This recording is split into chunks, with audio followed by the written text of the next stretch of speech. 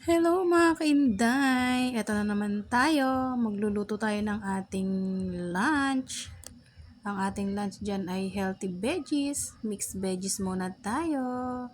Siyempre, mekos-mekos muna tayo dyan. Nagsaute lang tayo ng bawang sibuyas. And then, nilagyan siya na natin ng kamatis at yung ating bagoong alamang.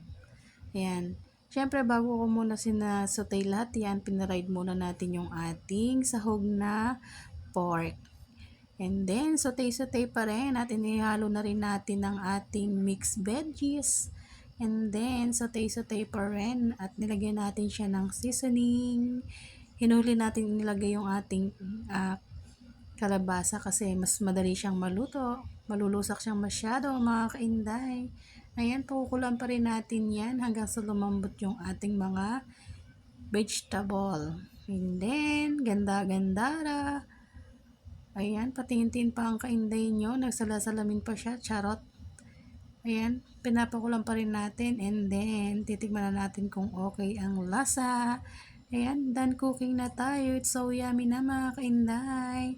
Thank you for watching. Please follow, like, and share.